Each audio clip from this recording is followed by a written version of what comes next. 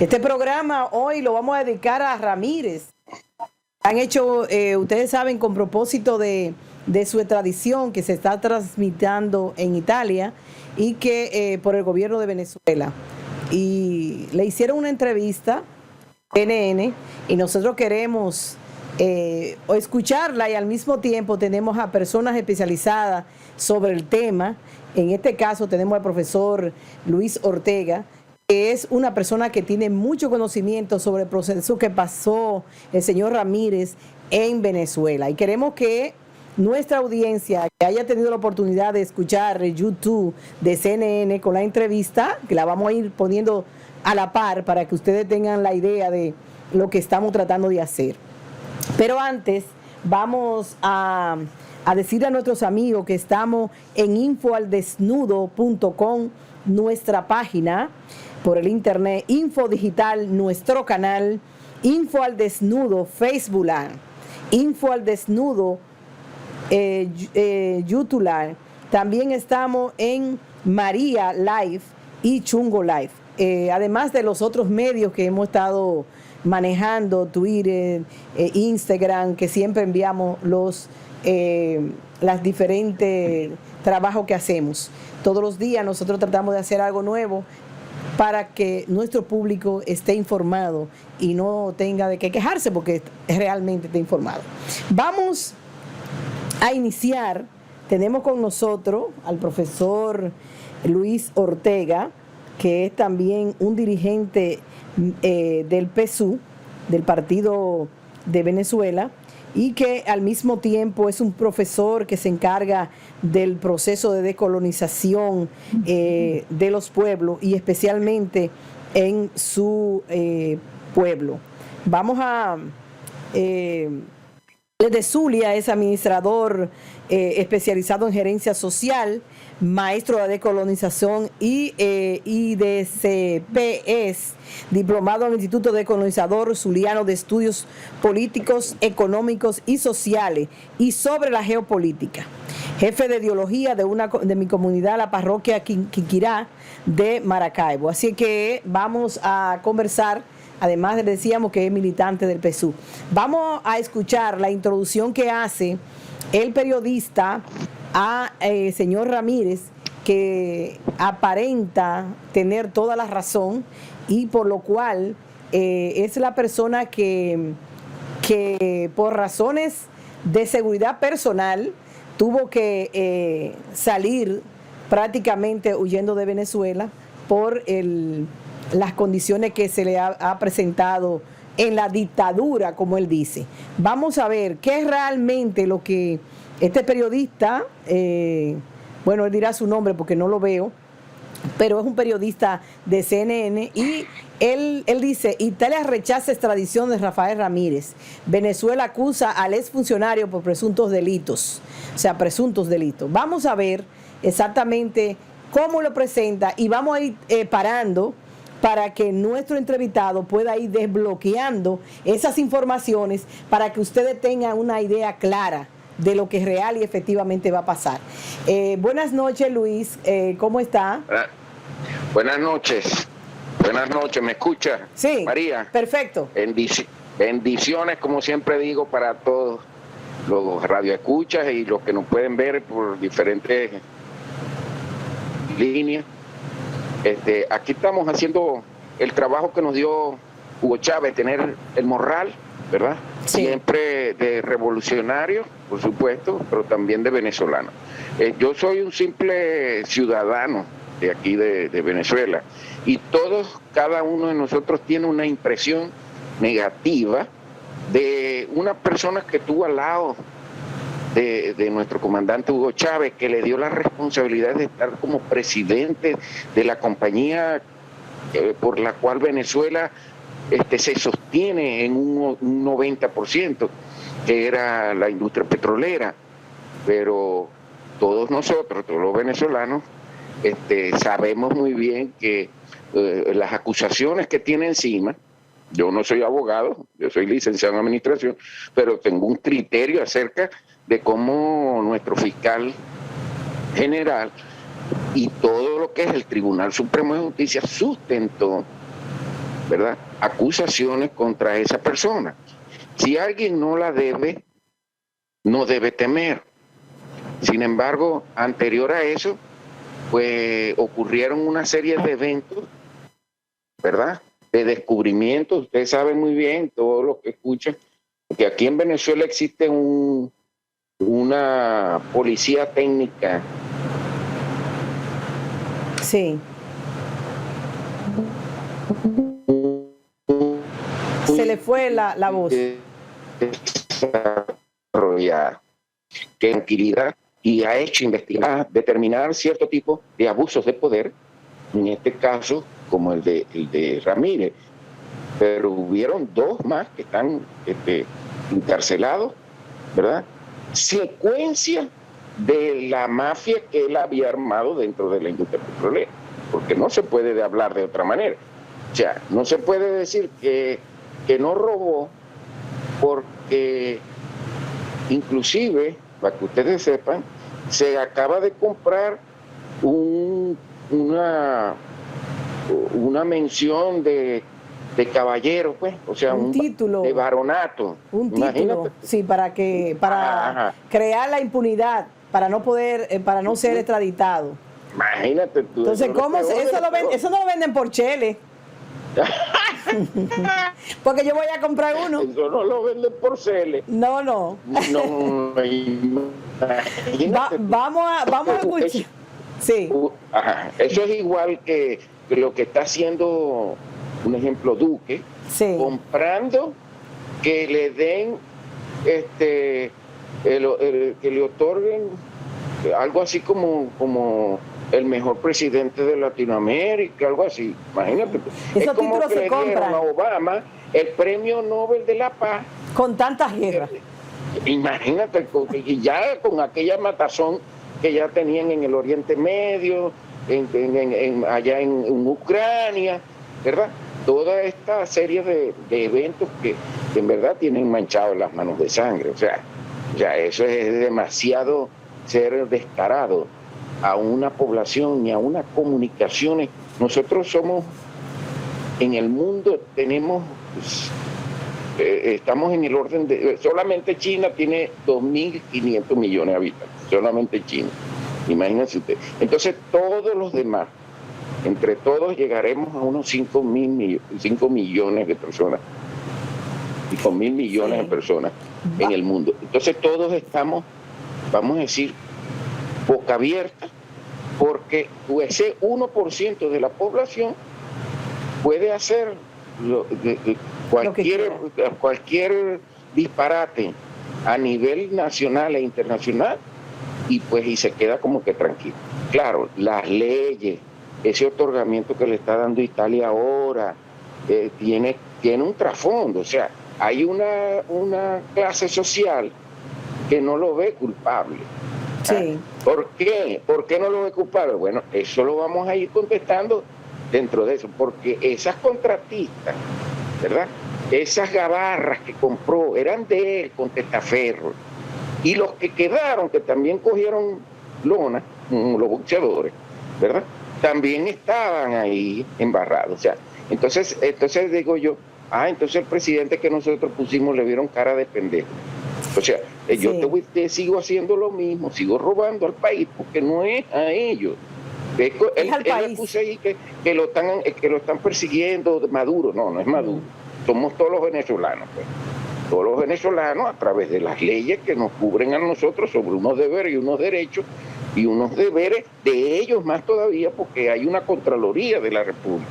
Sí.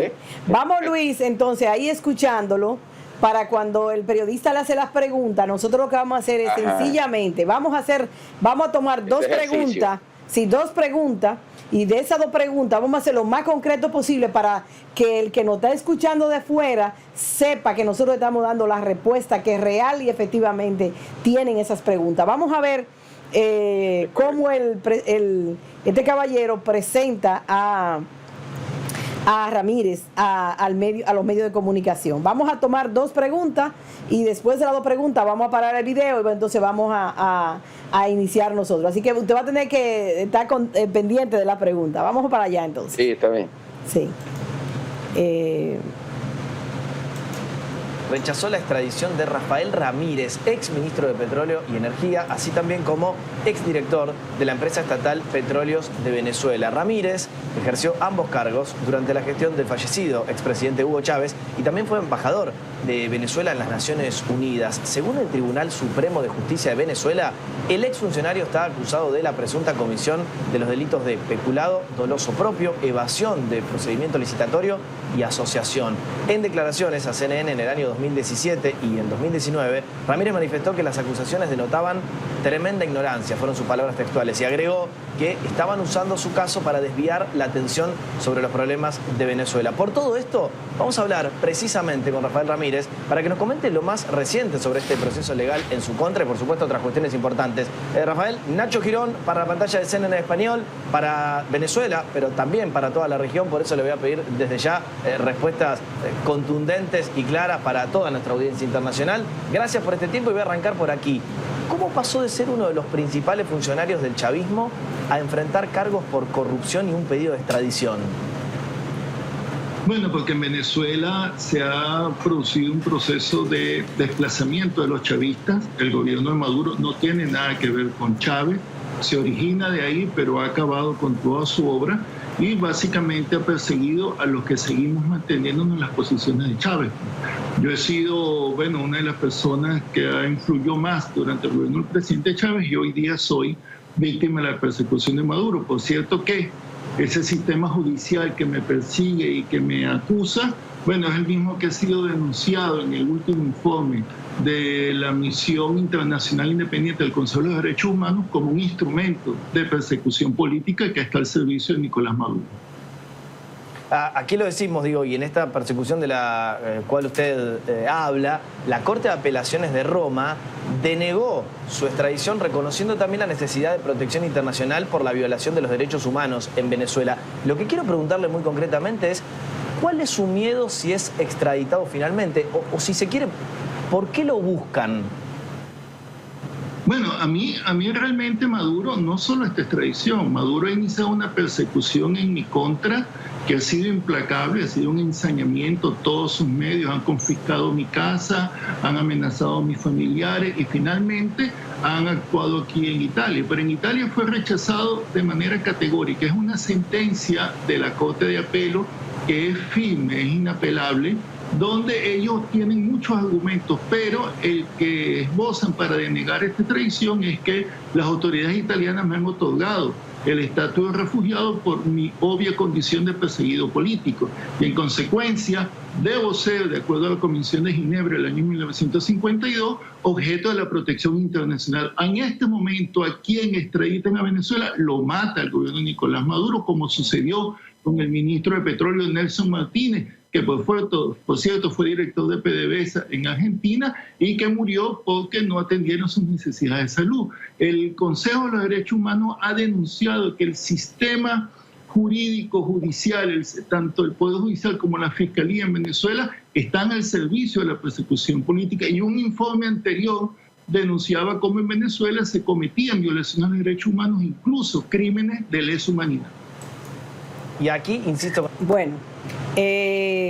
vamos inmediatamente a contestarle o a aclarar esto, porque nuestra población que escucha este discurso de esa personita que tiene una carita de santo en esa entrevista, pues yo pienso que nosotros tenemos que darle razones contundentes a nuestros oyentes para que entiendan que lo que él está diciendo no es lo verdadero. Además de que él quiere, Luis, crear una situación de que Maduro es que está persiguiéndolo, que no es sus hechos que lo hacen que lo persigan. Claro, mira, viéndolo desde el punto de vista que yo lo veo, sí, y que muchos venezolanos lo ven. Cuando él estaba como presidente de PDVSA, yo estaba como empleado y no tengo más que decir lo que pasaba dentro de la industria.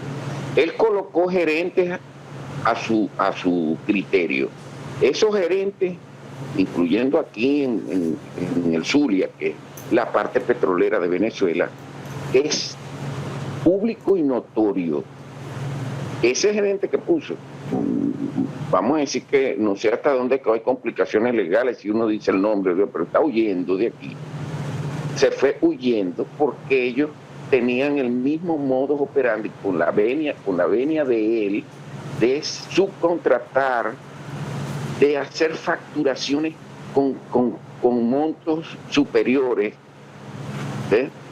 Todo el pueblo se dio cuenta de eso, porque de eso sacaron pruebas televisivas. El fiscal y el presidente Maduro, posterior a que ellos lo llamaron la justicia. Se oye mal. Se oye mal, Luis.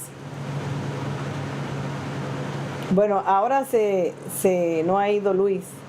El profesor se ha ido la comunicación. Tanto así que el tribunal pasa cada uno de sus magistrados. Aló, y ahora. Sí, ahora sí. ¿Aló?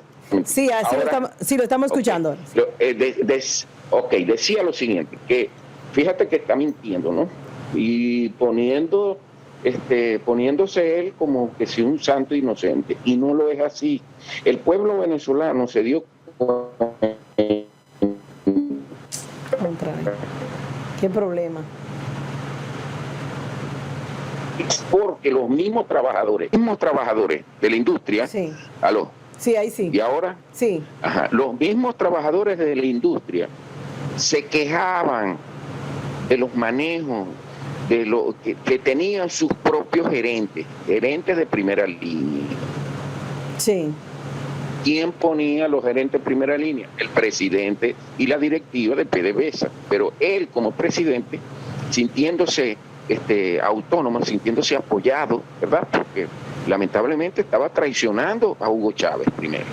Y después hizo hacer lo mismo, traicionando a nuestro presidente obrero, Nicolás Maduro. Pero cada presidente tiene una forma sí. De manejo, sí. Se le fue la comunicación. Y también tienen personal como auditorías internas. Nosotros tenemos ahora. ¿Aló? Sí, ¿Aló? sí. ¿Aló? Si se pega bien el micrófono ¿Aló? de la boca, Okay. se oye bien, no se lo quite, sigue hablando con él así pegado. Está bien. Entonces, la presidencia de la República tiene, cada vez que hay un presidente, pues coloca a personal de Contraloría, a personal de auditoría, y la industria petrolera, que es la principal industria de Venezuela, tiene dos sistemas de Contraloría, uno que es estatal y tiene una auditoría, vamos a decir, externa, que es Weldon y Asociados. Uh-huh. Estas dos versiones sí. de la Contraloría que se coincidieron de varias contratistas, o por lo menos aparecían otras personas como Testaferro, pero tenían esos malos manejos. Aquí en el Zulia, que es el primer estado petrolero de Venezuela, había un gerente que él tenía aquí, que era como la fotografía de lo que él hacía en Caracas, porque nadie que con ese cargo va a tener facturaciones dobles, contrataciones fraudulentas, puestas a dedo, sin pasar por licitaciones. Nadie se atrevería a hacer eso sabiendo que está yendo contra las leyes de Venezuela. Y aquí hay un Estado-nación. O sea, el Estado como tal también tiene un sistema de control judicial, que se establecen por los diferentes juzgados, pero no solamente eso. A él se le imputan sus cargos y lo llevan al Tribunal Supremo de Justicia. Para que ustedes sepan, los magistrados aquí en Venezuela para los que no quieren creer, pues, los magistrados aquí en Venezuela, todos son elegidos por la Asamblea Nacional de turno, que dura 3 años. Esa Asamblea Nacional recibe los currículum de todos los magistrados y eso se hace público. Nosotros, los comunes y corrientes, como Luis Ortega, sabe quiénes son los candidatos que van para magistrados, que tienen doctorados, años, son reconocidos, probos de que son personas honestas, ¿verdad?, que conocen su trabajo. Entonces, la fiscalía, que hoy en día tenemos a un gran fiscal, ¿verdad? Este fiscal, que no es lo mismo que la fiscal que estaba anteriormente. La fiscal que estaba anteriormente está huyendo también. Sí, Luisa Ortega. Luisa Ortega Díaz se llama, ¿verdad? Está huyendo también. ¿Por qué está huyendo? Porque la misma Contraloría de Nicolás Maduro, ¿verdad?, que se dio cuenta de todos los malos manejos, no podía permitir, ¿verdad?, que se siguiera este tipo de manejo. O sea, que a él no se le condenó antes. Eso, los malos manejos de los delitos de él, se sabía antes que él se fuera. Pero no había quien lo imputara porque ella también sabía sobre eso. Y como también tenían sus malos manejos, junto con su esposo, extorsionaban a las personas. Eso es público y notorio. Sí. Busquen las declaraciones de nuestro fiscal y se dan cuenta. Otra de las cosas que él dice allí, que lo están persiguiendo y que nosotros, las leyes nuestras no se cumplen y que lo pueden matar. Inclusive habla de la muerte de uno de los gerentes, que era de él. Ese señor se murió, yo pienso, y todos los venezolanos saben que se murió de indignación, de tristeza, ¿ves? Porque una persona que junto a su familia y de pronto se den cuenta que todos los millones y millones de bolívares y casas que tiene y carros que tiene son mal habidos, ¿verdad? Con un poquito de conciencia que le entre un día en la noche, pues va en detrimento de la salud. Ese señor que tenía su edad tuvo un infarto, ¿verdad? Y este hombre es tan bajo, es un mal venezolano, es un mal hijo de Venezuela. Mejor que hubiera nacido en otro lado, porque utiliza a la muerte de él para acusar a Venezuela y a los venezolanos y sobre todo a Nicolás Maduro, a nuestro presidente obrero, ¿verdad? Lo acusa de que lo persiguieron, que lo dejaron morir, y no es verdad. Y sabe lo que podía añadir, que quienes ponen el informe sobre los derechos humanos de Venezuela, no el último enviaron a una persona que dijo la verdad y dijo que nuestros derechos humanos se respetaban, que más bien las sanciones estaban creando muertos inocentes en nuestro país, ¿verdad? Pero la que está, que es la de Chile, la presidenta Bachelet. Sí. Es increíble cómo mienten, es increíble cómo el mundo se ha dado cuenta, porque no es que yo lo estoy diciendo aquí, el mundo se tiene que dar cuenta de para quién trabajan estas personas que con altos cargos, ¿verdad?, en vez de hacer sus funciones normales, por la vía normal, y decir lo que tienen que decir. Un ejemplo, en Madagascar, ahorita estaba viendo un programa internacional y como me gusta la parte de la geopolítica, en Madagascar están sucediendo cosas increíbles, se están muriendo de hambre, no dice nada de eso, creada por los consorcios internacionales que sacan esmeralda de allá. Pero no tiene que irse muy lejos. En su país de ella, ¿cuántos jóvenes no perdieron los ojos? Ajá, y en Colombia, que está ahí mismo. ¿Cuántas personas no Correcto. están muriendo todos los días? Asesinatos, y ella levanta la mano, no la levanta. Entonces, No, cuando mira la gente cara tiene, al otro lado. exacto, la gente tiene entonces, Luis, que entender que es un asunto manejado para dañar un país. Porque entonces Sí, vemos, hoy por ejemplo, presentó uno de los youtubers una noticia donde en Chile agarraron todas las propiedades de los venezolanos y se las quemaron en pleno parque. Porque di que los venezolanos se están portando mal, le quemaron. Dime, ¿se están respetando los derechos humanos cuando tú coges un niño, le quitas su pampe, le quitas todo y todas sus propiedades, cosas, sus pertenencias que están viviendo prácticamente en condiciones infrahumanas, porque no le dan nada de lo que les ofrecieron y le queman todas sus propiedades? Y va en contra de los derechos humanos, porque ¿quiénes son los que están violando ahí? Los mismos gobernantes de allá, el presidente, porque mira, hay una anécdota de hace 2 años, que un señor aquí que atropelló a un niño y se fue, que es el señor Julio Borges, sí, ¿verdad? En cadena internacional, en CNN, dijo que los venezolanos éramos como una plaga. Imagínate tú, qué mal venezolano, chica. O sea, creando la xenofobia como una característica, eso no lo hace de a gratis, eso lo hace por dinero. Él está allí defendiendo ni siquiera a su conterráneo, está defendiendo unos intereses externos. Sí. Ni siquiera voy a decir quiénes, porque sabemos que hay muchos imperialistas. Yo pienso que nosotros debemos, Luis, investigar a cada una de esa gente cómo viven económicamente. Por ejemplo, este caballero que se va a Italia, ¿cómo se sustenta económicamente para mantener el tren de vida que tiene en Italia? Bueno, hay una razón, María. Este señor tenía negocios tú sabes que la industria petrolera, una de las cosas que tiene es que tiene inversiones extranjeras. Sí. Tanto italianos como holandeses, como alemanes, tienen injerencias, franceses en nuestras exploraciones.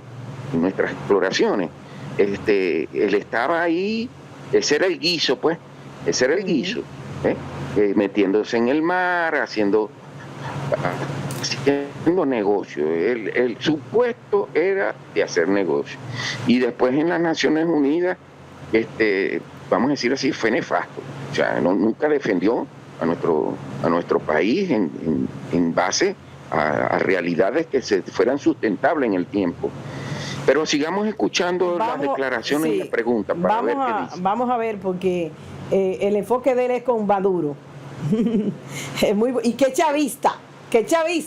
Y presenta toda la foto de él trabajando con Chávez increíble. En el video. Así que vamos a seguir entonces con la entrevista.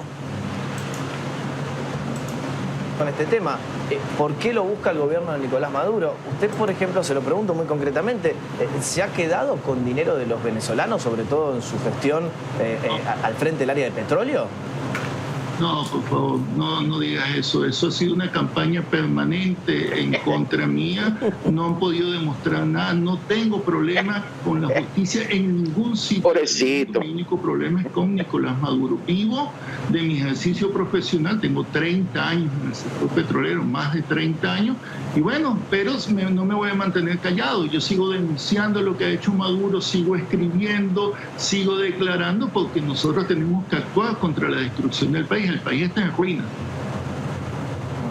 Ahora, por supuesto, durante su gestión al frente de PDVSA, la industria petrolera recibió uno de los mayores ingresos de la historia. Usted mismo, de hecho yo lo tengo aquí, ha hablado o ha escrito sobre 500.000 millones de dólares. Las acusaciones en su contra son fuertes y por eso profundizo en este tema.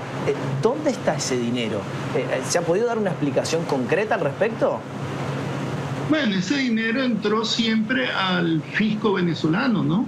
Bueno, vamos a dar una discusión en qué se invirtió ese dinero. Ese dinero se invirtió para, resolver la deuda social que había con el país. Venezuela, durante el gobierno del presidente Chávez, superó los índices que estaban establecidos en la meta del milenio, derrotó la pobreza, de toda la desigualdad. Es decir, ese dinero se distribuyó para beneficio del pueblo, pues, ¿no? Una cosa, por eso te digo, es lo que hicimos nosotros con el petróleo durante el gobierno de Chávez, y otra es la que ha hecho Maduro, que ha destruido el país, empezando por la industria petrolera, y por eso tienes esos muchachos tratando de llegar a los Estados Unidos. 6 millones de venezolanos han salido del país, y bueno, y nuestra crisis, nuestra economía está acabada.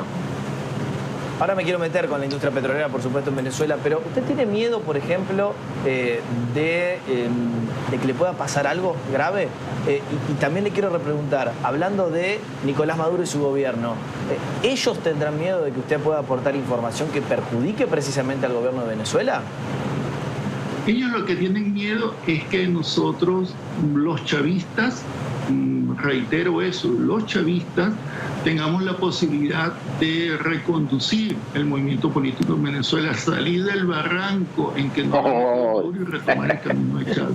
Maduro le tiene miedo al chavismo, porque sabe que el chavismo es un sentimiento que está en el corazón del pueblo, y nosotros nos mantenemos como chavistas y nosotros denunciaremos a Maduro toda la política que está haciendo. Está absolutamente contraria a lo que fue la obra y la prédica del presidente Chávez. ¿Y por qué? Yo lo voy a dejar porque usted... No, hombre. Mira, yo te voy a decir una cosa como hablamos aquí en Venezuela, en los maracuchos, ¿no? Los zulianos. Sí. Se debe estar revolviendo de la rabia Chávez allá en el cielo, ¿no? Sí. Debe estar pidiéndole a San Pedro que por favor le dé un momentico para venir y darle 2 trancazos a este tipo.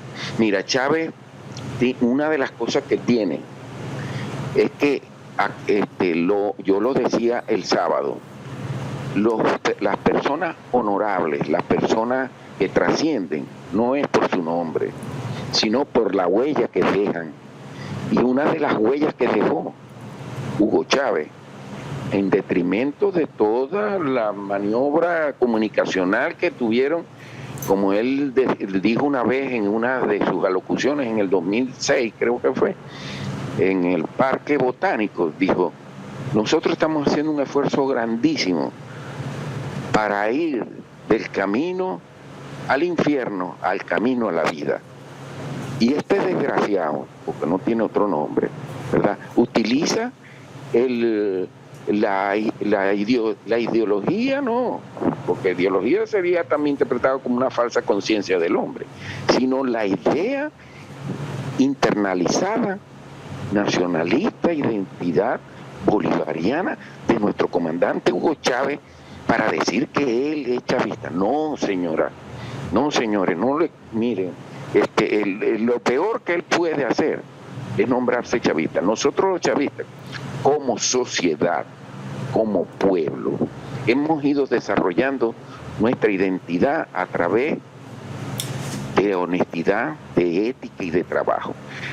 Sí hay, mira, el partido más grande en Latinoamérica se llama Partido Socialista Unido de Venezuela, pero nosotros también estamos madurando políticamente a pasos agigantados, dándonos cuenta y deslastrándonos de personajes nefastos como esta persona, que no necesitamos ni nombrarlo.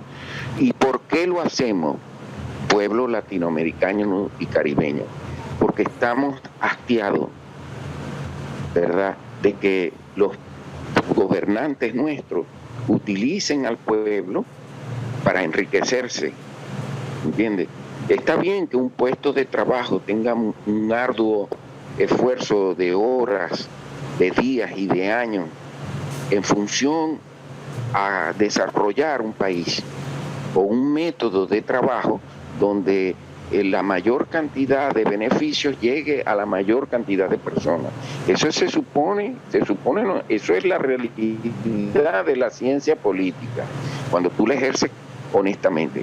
Hugo Chávez nos enseñó a eso, a saber caminar por este sendero de unirnos a través de una sola idea, la bolivariana.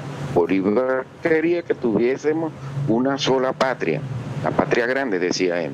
¿Y qué tiene de malo que nuestra generación, la generación misma que pertenece a la generación de delincuente, ¿verdad? Porque es un delincuente. Está juzgado por las leyes nuestras. Él dice que él le entregó dinero al Fisco Nacional. Sí.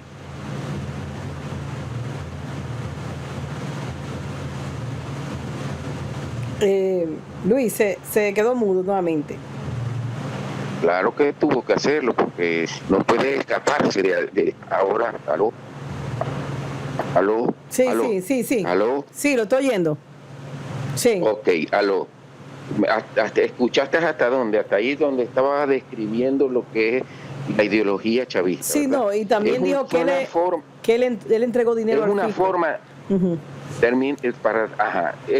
el chavismo es una forma de ser. No es solamente que nos unen un partido o en varios partidos que tienen como norte la idea bolivariana y basado en el último hombre a caballo, vamos a decir así, que era Hugo Chávez, el último hombre a caballo, porque ya nosotros tenemos el otro que se llama Nicolás Maduro. Pero para que la gente sepa, Nicolás Maduro no está ahí de a gratis.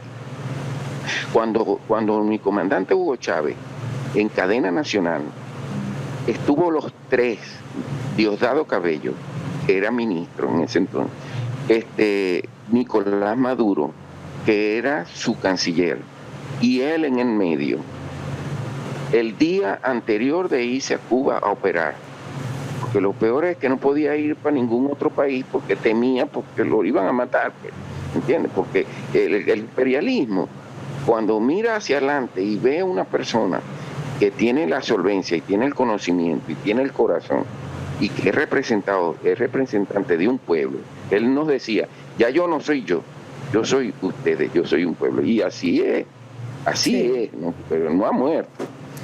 Así es.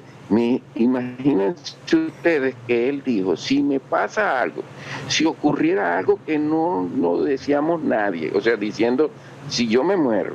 Él sabía. ¿Quién dice eso? Era como premeditando. Él sabía ya que se iba a morir. Por si acaso sucediera algo, ¿verdad? Sí. ¿Me escucha? Sí. Bueno, ok. Cuando él dijo esto, sí, el día anterior de irse a operar, sí, que Nicolás Maduro, que apoyaran a Nicolás Maduro, que él iba a ser el presidente si a él le pasaba algo. Luis, déjeme leerle este punto de vista de un conciudadano venezolano, porque ahora a usted no se le está oyendo. No se le está oyendo. Todos los venezolanos. Yo tengo estas dos personas que sí, claro. Sí. Entonces, dice este venezolano, yo le mandé el video y me dijo lo siguiente. Él es periodista. Ahora sí. Él es periodista Hernández y me dijo lo siguiente: como él hay muchos, se enchuflaron en el chavismo para robar, pero nunca creyeron la revolución. Muchos de ellos incluso trabajaban para Estados Unidos en secreto y cuando lo descubren salen huyendo y muestran su verdadero rostro. Son gente de pésima calaña que no le quieren ni en su casa, pero a la vez le dan voz solo para que creen que en esos pueden debilitar, solo porque creen que con eso pueden debilitar el chavismo. Él sabe que esa es la única carta que le queda: hablar mal del gobierno venezolano, inventar cualquier cosa para tratar de conseguir dinero y también para que lo ayuden a salir del rollo en que está. Yo no me preocuparía tanto por él, sino por lo que son como él, que aún están enchuflados en el gobierno.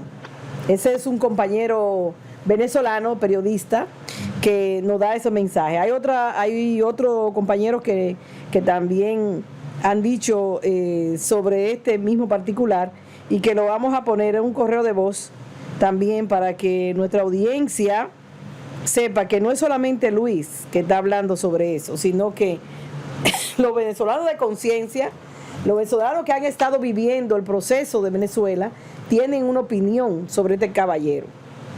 Y me gustaría también que una de las cosas que él dijo, Luis, fue cuando dijo que el gobierno de Maduro había acabado con la industria de PDVSA.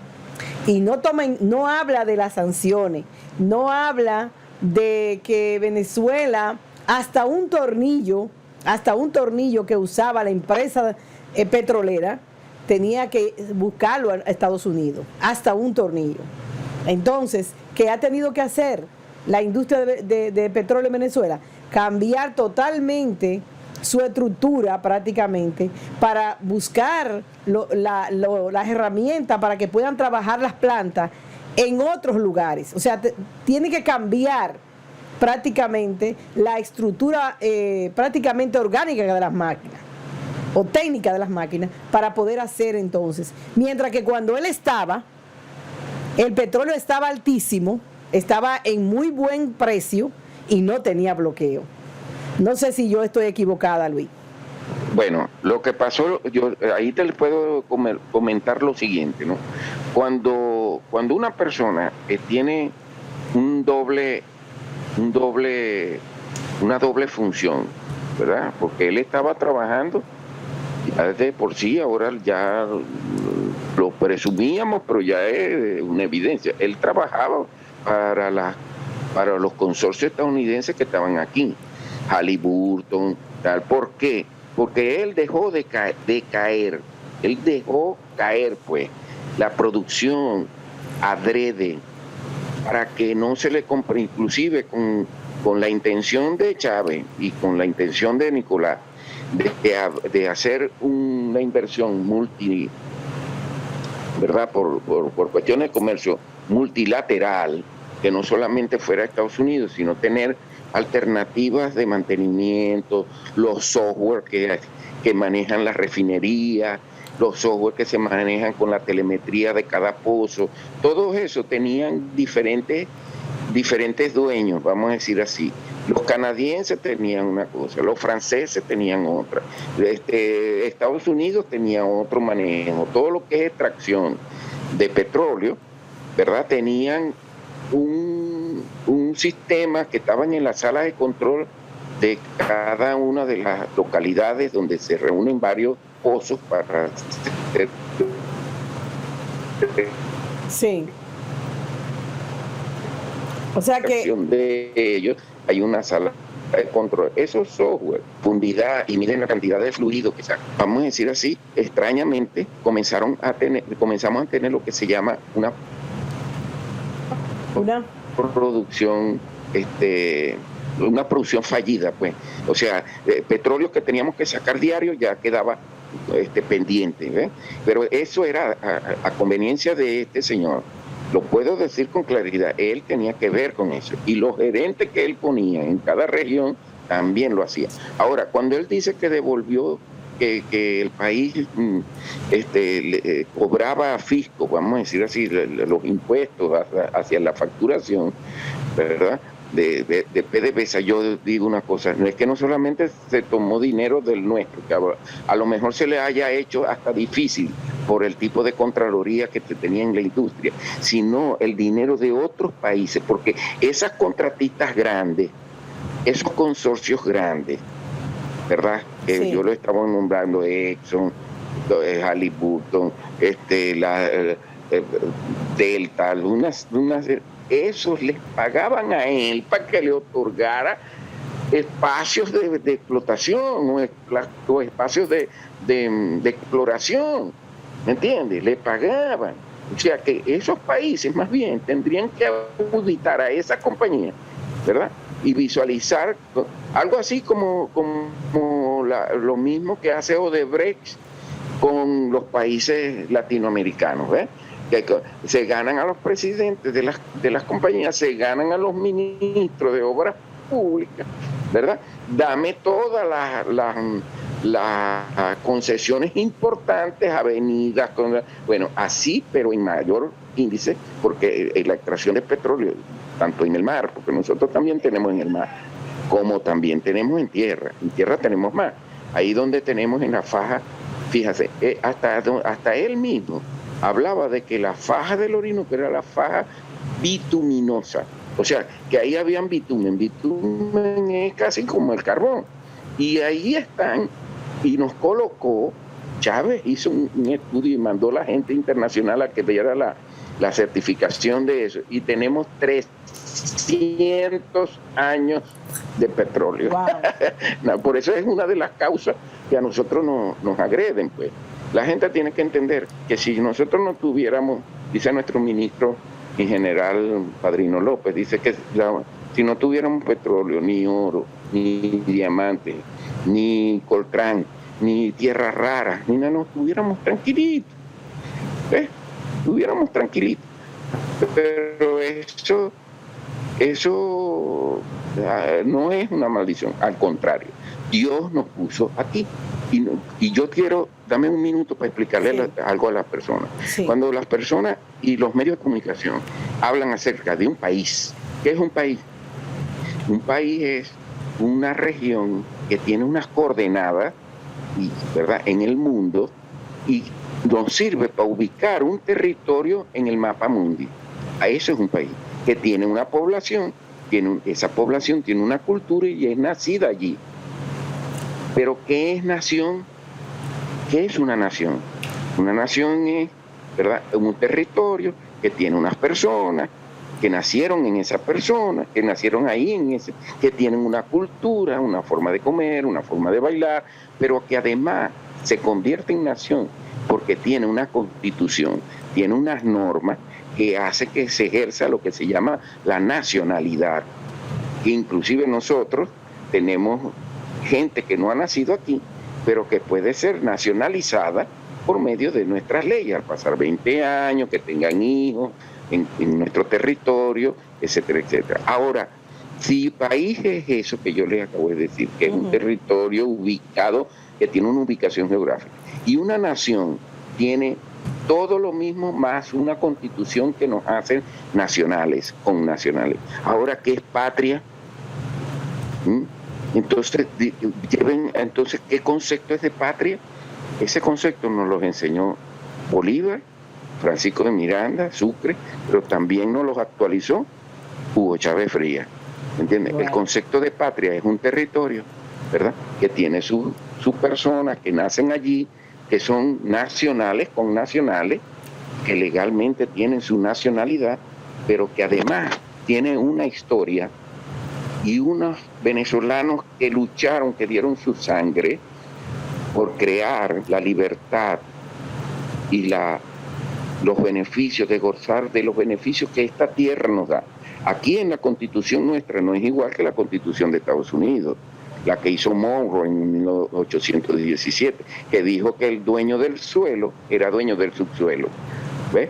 Cuando Rockefeller y su combo se dieron cuenta de eso, como tenían dinero, pagaron a los ingenieros científicos para ver qué había debajo, y si eso de que había debajo estaban encima los indios, arrancaron los indios de ahí.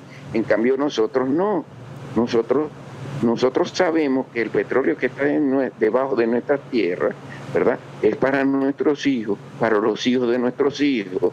Eso es para que nosotros los venezolanos sigamos creciendo, porque para que sepan ustedes, compañeros oyentes, compañeros de Latinoamérica, Centroamérica y el Caribe, y lo que no es Caribe, para que sepan ustedes, nosotros, los venezolanos, apenas llegamos a 1 millón de habitantes en 1910, porque cuando llegaron los españoles, y permíteme rápidamente decir, que en 1492, según Bonpland y Humboldt, que fueron 2 geógrafos que se trajo, amigos de Francisco de Miranda, que fue nuestro primer canciller, ¿verdad? Ellos dicen, y búsquenlo en internet para que vean, que nosotros éramos aproximadamente de 5 a 6 millones de personas en 1492. ¿Saben cuántas personas quedamos después de esa venida de Colón aquí? En 1811, que firmamos, ¿en cuánto teníamos? 90,000 personas. Acabaron con todos nosotros. Y es apenas en 1902, 1910, que nosotros volvimos a llegar a 1 millón de habitantes. Y hoy en día, en el 2021, apenas tenemos 30 millones. Se nos han ido no voy a hablar de culpa, porque aquí nadie ha perseguido a nadie para que se vaya, pero sí tienen que ver los países imperialistas, ¿verdad? Algunos malos hijos de Venezuela, como este tipo, ¿verdad? Que dijo que nosotros éramos pocos trabajadores, que nosotros éramos ignorantes, porque todo lo que hizo es pensando que si venían extranjeros podían manejar mejor los minerales nuestros, en este caso el petróleo, que nosotros los que estábamos aquí, porque hemos estudiado, que somos venezolanos, que nuestro sentir es chavista, porque Chávez nos aclaró a muchos. No solamente hizo acabó con el analfabetismo. Nosotros ya no tenemos analfabetas, para que sepan ustedes. Pero quedó el analfabetismo político. Ese señor, cuando dice que hay muchos que aquí, que todavía lo hay, ese comentario, viendo a la pregunta, a la respuesta que le da, sí es verdad, pero ustedes saben una cosa. En eso es que estamos, ¿no? La madurez política del Partido Unido de Venezuela y de todo el pueblo venezolano es darnos cuenta quiénes son las personas que, estando en puestos clave, puestos de autoridad, que manejan recursos para nosotros, para el venezolano, estamos sin duda alguna detectándolo. ¿Por qué? ¿Por qué sucede eso? Porque nosotros en toda la vida republicana, o sea, desde 1890 que hicimos la primera elección, antes eran conservadores y liberales, pues. Bueno, las primeras elecciones que se hicieron fue en 1890, por allí, donde estaba nuestro, bueno, no vamos a caer en historia, pero de historia lo vamos a hacer en otro tiempo. Vamos a seguir con nuestros días, fíjate, hasta 1999, ¿verdad? Que se hace la Constitución nuestra, ¿verdad? Todos los venezolanos estaban jugando a derecha e izquierda. Para que sepan, eso es un invento del imperialismo, para seguir dividiendo a las personas. Hoy en día nosotros ya no vemos izquierda y derecha, aunque todavía los partidos sí lo hacen, pero nosotros estamos dirigiéndonos hacia un solo pueblo, unidad del pueblo venezolano, patriotas. Vamos a seguir, vamos a rodar un poquito más el video, porque él prácticamente está dando la misma respuesta. Incluso él le dice como al periodista, ay, pero por Dios no diga esa pregunta. O sea que cuando le dice, usted se robó los cuartos, usted tiene cuartos robados. Ay, por Dios, no diga eso. O sea, vamos a escucharlo un poquito más, porque la entrevista son 19 minutos y tenemos solamente 7 minutos.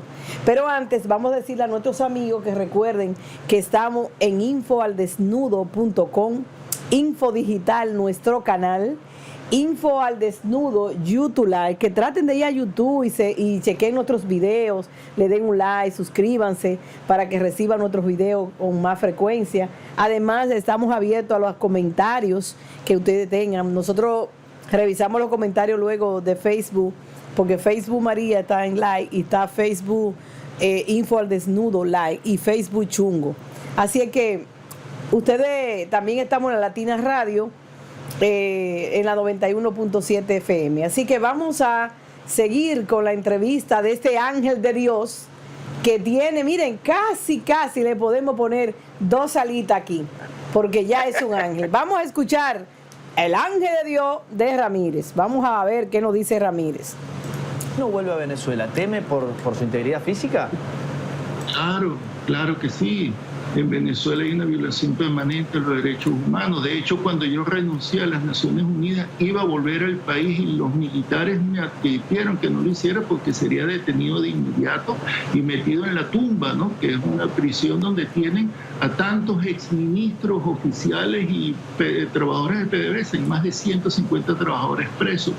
Claro, Maduro ha levantado todo tipo de acusaciones sin fundamento, pero realmente lo que ha hecho es descabezar al chavismo dentro del sector petrolero y dentro del gobierno. Igual ha hecho con la oposición, es lo mismo, es una dictadura. Hay hechos, por ejemplo, que marcan que otras personas, otros exfuncionarios chavistas, por ejemplo, han hecho acusaciones graves contra el gobierno de Nicolás Maduro y su gestión. Ahora, pareciera particularmente, corríjame si me equivoco, que van a buscarlo puntualmente usted. Quiero tratar de entender y que entienda nuestra audiencia internacional, no solo la venezolana. ¿Por qué?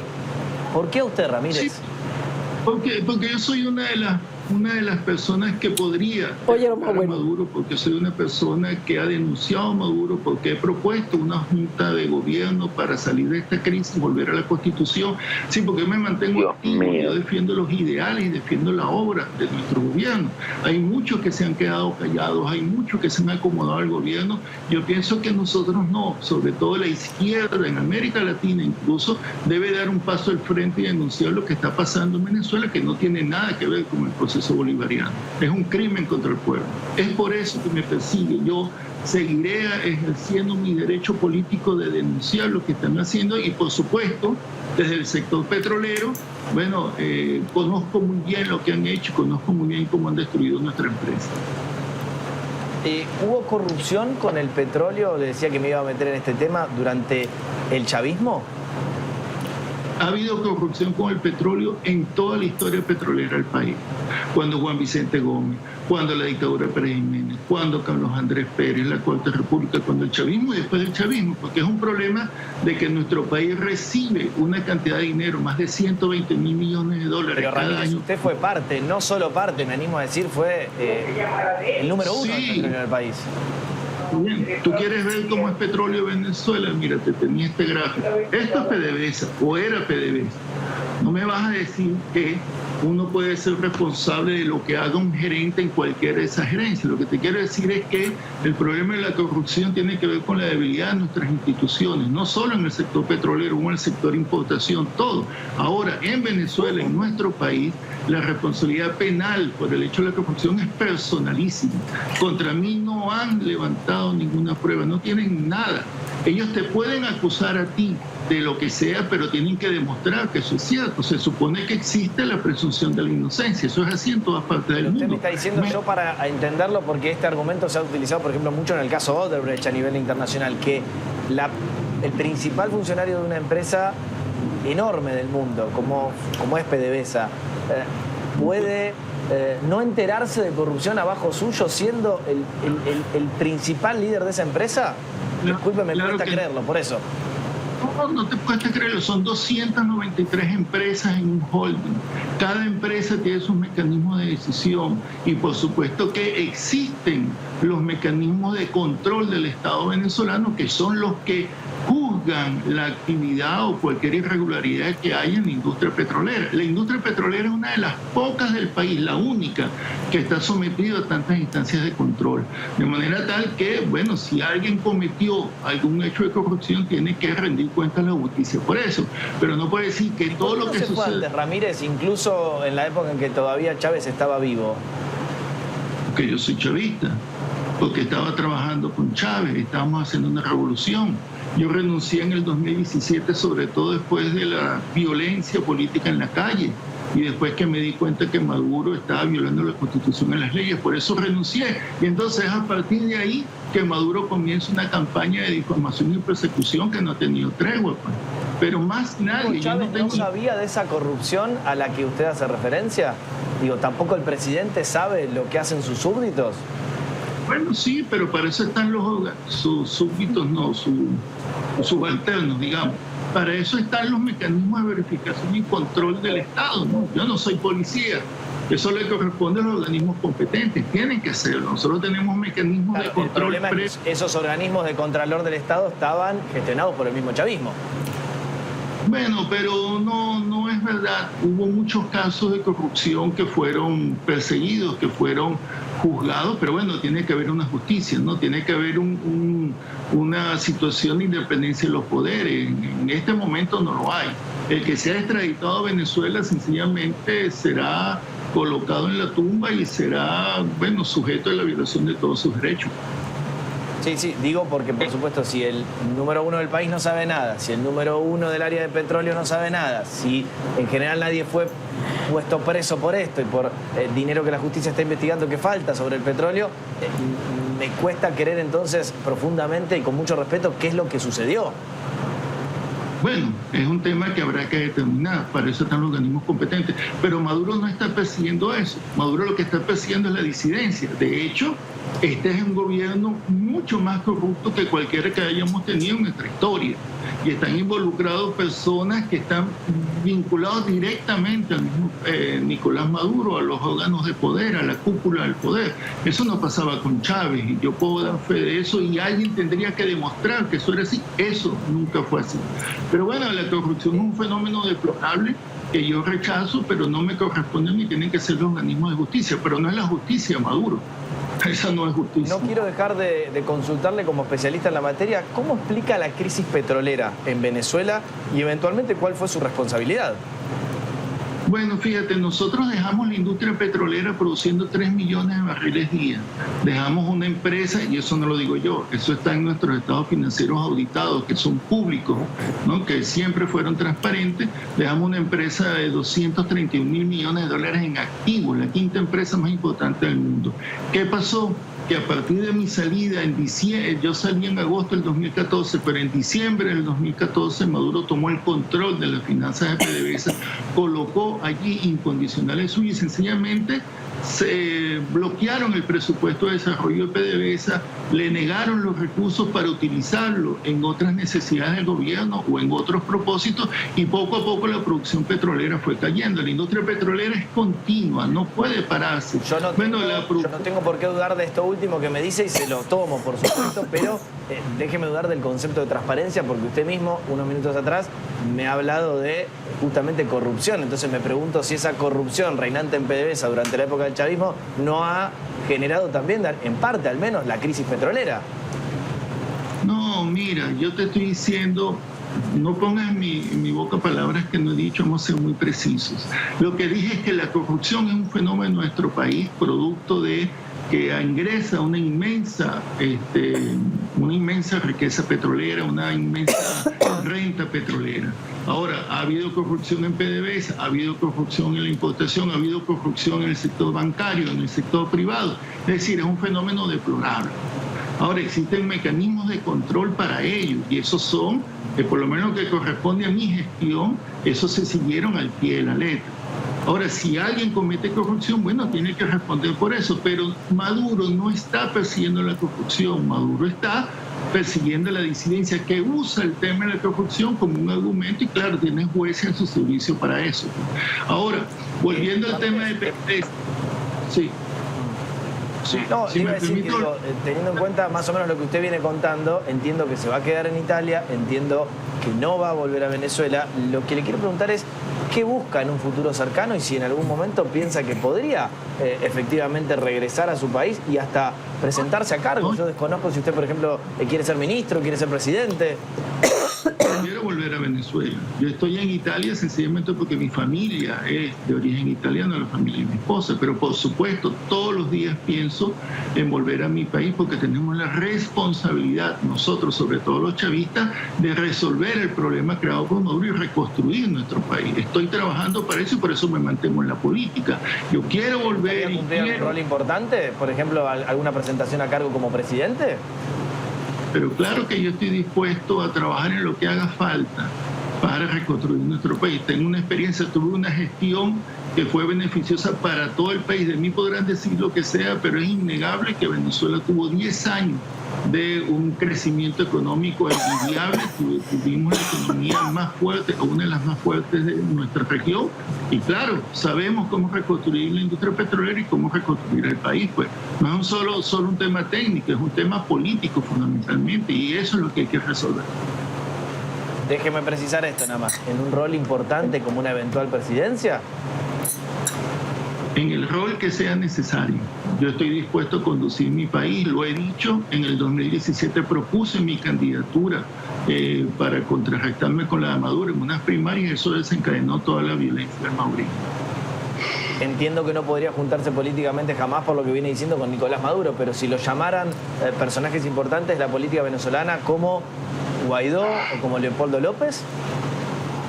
Mira, nosotros tenemos mucha diferencia. Ahora, yo, sobre todo porque ellos tienen un planteamiento totalmente opuesto al que hacía el presidente Chávez, pero yo he planteado una junta patriótica. Esto no lo va a resolver la igualdad. Nosotros tenemos que hacer lo mismo cuando se derrocó la dictadura de Pérez Jiménez. Necesitamos conformar un organismo colegiado. No va a ser una persona, debe ser un acuerdo nacional para restablecer la Constitución, las leyes y restablecer nuestra economía soberana. Yo soy socialista, sigo reivindicando el socialismo, sigo reivindicando a Chávez. Tienen que respetar mi posición porque es la posición de un sector muy importante del país. Yo respetaré las otras posturas, pero tenemos que buscar un acuerdo. Aquí lo que hace falta es la política del ojo por ojo. Ya tenemos todo el mundo ciego o tuerto. Nosotros tenemos que unificarnos para restablecer al menos la Constitución y reconstruir nuestro país. ¿Cree que Venezuela tiene arreglo o terminó así? Sí, claro que sí. Venezuela es un país extraordinario. Lo mejor es su gente, pero además pleno de recursos naturales. Tenemos cómo hacerlo. Estamos en este abismo, pero de este abismo estoy seguro que vamos a salir y vamos a seguir los venezolanos con nuestros propios pies. Nadie va a resolver este problema con nosotros. Somos nosotros y el chavismo tendrá un rol extraordinario en esta reconstrucción del país. Usted sabe que la pantalla de CNN español es muy vista a lo largo de toda la región. Si le pudiera enviar un mensaje directo a Nicolás Maduro, ¿qué le diría? No, Maduro tiene que renunciar. Nicolás Maduro, no pudiste con el país, te quedó grande y has traicionado todo por lo cual luchó y murió el presidente Chávez.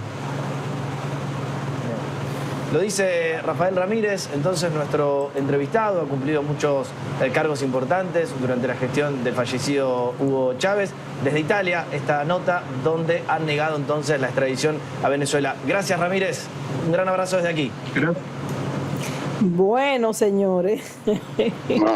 Ahora mira, ahora segurito que se está echando palos el periodista ese también con él, ¿ves? Palos aquí decimos en Venezuela que se le brinda 2, 3 botellitas de whisky, pero del bueno, de todos los cobres que se robó. ¿Sabe por qué no vino después de las Naciones Unidas?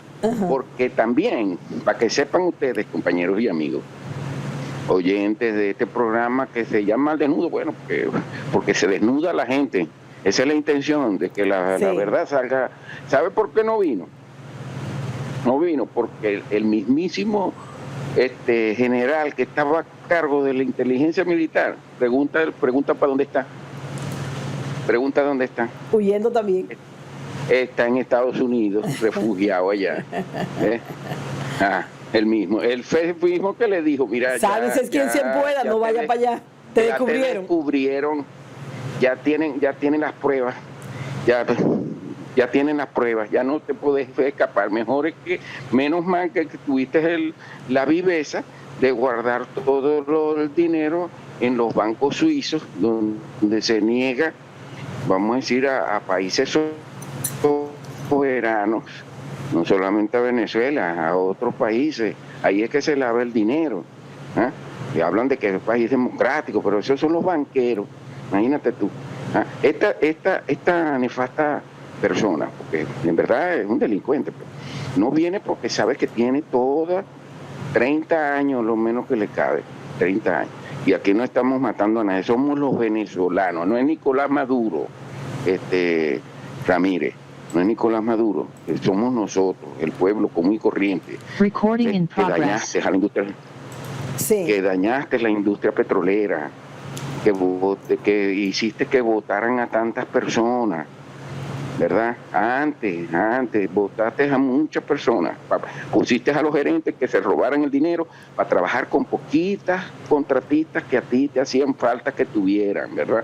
Los millones de dólares mensuales que te pagaban, ¿verdad? Para más pasaste información confidencial que dañaron nuestras computadoras. O sea, yo fui trabajador petrolero y en muchas de las prestaciones de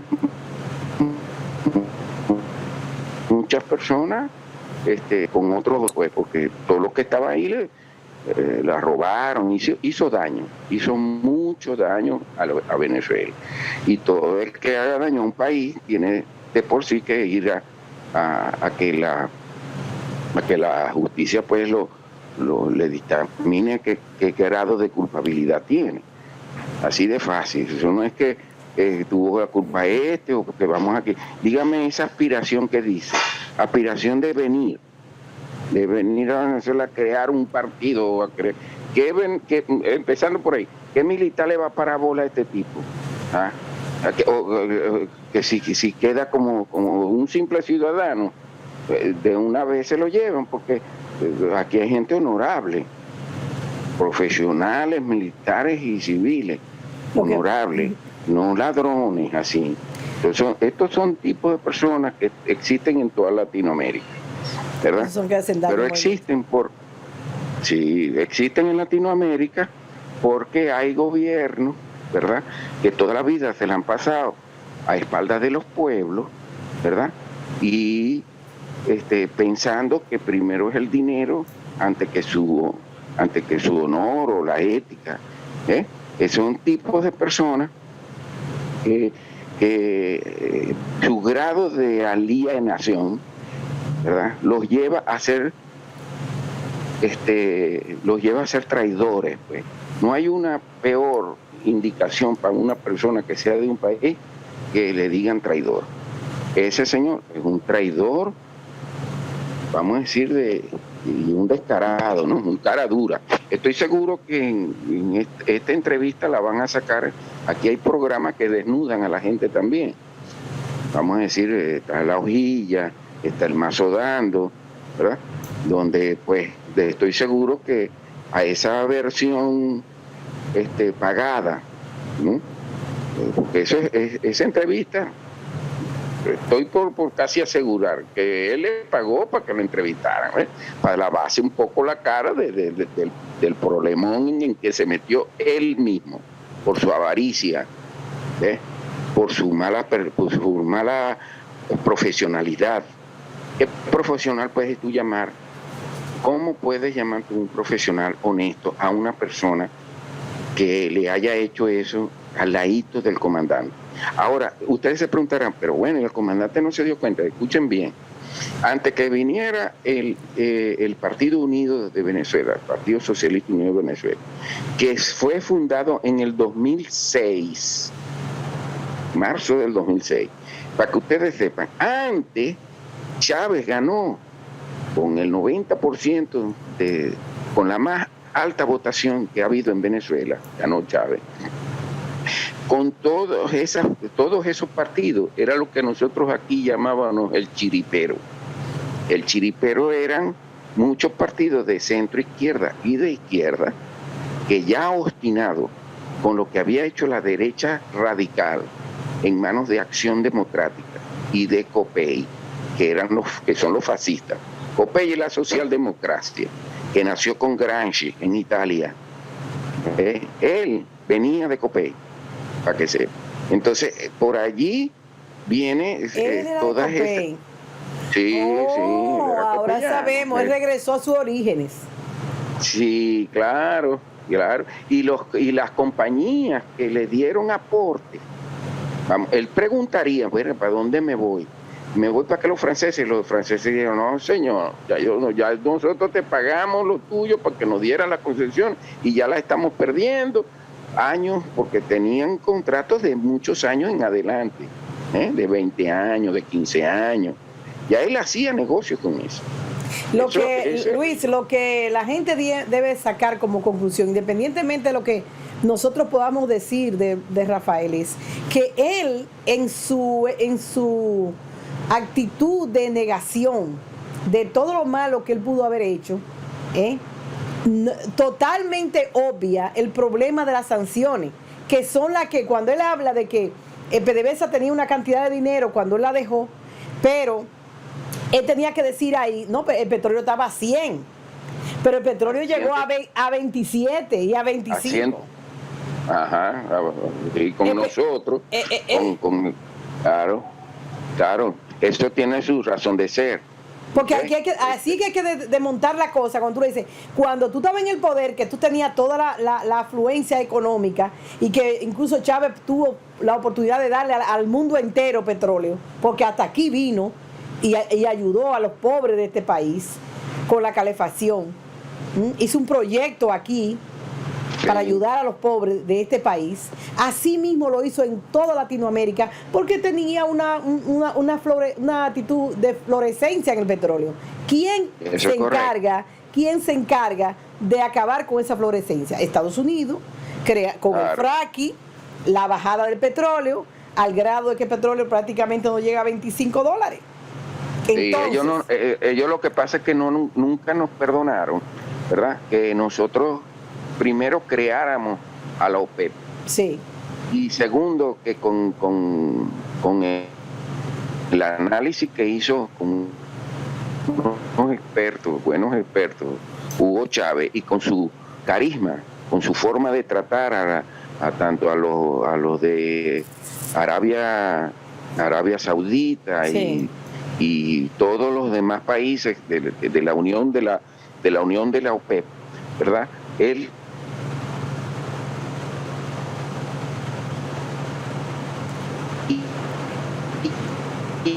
se fue, hizo que volviera el petróleo señor, sí. Tuvo, ¿verdad? Se aprovechó de esa fortaleza para hacer los negocios que tenía que hacer, ¿entiendes? La construcción Luis, hay que decirle a la gente, la construcción de la vivienda, ¿cuántas unidades de vivienda tiene ahora mismo construidas? Tenemos hasta ahorita, con toda la crisis, nosotros hicimos este año 3.800.000 viviendas, para que sepan ustedes, y son comunidades organizadas, porque la madurez política también viene en conjunto con la madurez social. Cuando él habla, Luis, de que el presidente, que la presidencia encabezada con Maduro se ha desligado de la Constitución y se ha desligado del chavismo, y cuando tú ves, por ejemplo, que todos los proyectos que Chávez en el documento aquel que usted me dijo que leyera, que yo lo tengo y siempre lo estoy leyendo, que es el plan nacional para 2020 hasta 2025, el plan de la patria, el plan de la patria. Y en función de ese plan de la patria es que se gobierne Venezuela. ¿Cómo tú puedes decir que él se ha salido del carril de Chávez? ¿Cómo tú tienes los timbales, diría yo, de tú decir eso? Aquí dice timbales, para acá, para todos lados, yo sé ustedes. Porque esto es para que conversemos usted y yo, ya no es una entrevista, vamos a hacerlo así mismo, una conversación. ¿Cómo es posible? Incluso el periodista insistía, a pesar de que él preparó su entrevista y él le dijo por dónde debía entrevistarlo, la pregunta que tenía que hacer, nosotros sabemos eso como periodista. Claro. Tú dices, mira, yo quiero que tú me entrevistes, pero el perfil de mi entrevista debe ser esto y esto. Cuando a él se le salía un poquito, dice, yo tengo que preguntarle esto como quiera usted. Es una forma de decir, aunque no lo acordamos, pero yo tengo que preguntarle. Y finalmente, él le dice, ¿y qué usted quiere hacer? No, yo todavía estoy en política, yo estoy luchando por crear un grupo. Eso de Chávez, crear un gobierno colegiado. Eso no es de la Constitución. En la Constitución no está eso. Por supuesto que no. Es que esos son, vamos a decir, argumentos sobre la mentira, ¿me entiendes? O sea, él en sí no debe estar, cojones no tiene. O sea, eso es lo que te voy a decir. Eso es lo que yo dije ahorita. Eso ningún traidor los tiene. Porque él pudo haber emplazado a las leyes venezolanas para que lo investiguen, ¿verdad? Y decir, no, yo soy honesto, esto no puede ser, ¿y de dónde tiene esto? Y aquí están mis cuentas, pero no fue así, porque no es verdad. Entonces, dejó el pelerío nada más, aquí dicen dejó el pelerío. Claro, y fíjate lo que dice, que para armar un consenso con Guaidó, con Borges, esos serán los únicos que se sentarán a su lado, porque en ninguna otra persona de ningún partido político, sea nuestro, vamos a decir, sea socialista, sea con ideas socialistas, no quiero utilizar ese término, porque el término de izquierda está, muy manipulado, pues. Y eso, como les digo yo a ustedes, eso de izquierda y derecha está hecho para eso, para dividirnos, porque Estados Unidos, Inglaterra, Francia, Holanda y los países que nosotros consideramos que son imperiales, cualquiera me puede decir, ay, China y Rusia. Bueno, ellos no son imperiales, son países desarrollados en tecnología, pero cuando ellos venden alguna, vamos a decir así, alguna maquinaria nuestra, que es lo que el deber ser de toda industria, nos venden una maquinaria nuestra, también nos los enseñan a hacer. Nosotros le compramos buses, Chicón se llama, de China. ¿Y qué hicieron ellos? No solamente nos compraron eso y nos venden los repuestos más sofisticados, vamos a decir así, pero lo demás, desde la rueda hasta la caparazón, no los están enseñando a hacer. Ya tenemos fábricas de eso. Eso es lo importante, ¿verdad? Y pero eso no es el deber ser de una sociedad que va hacia el progreso.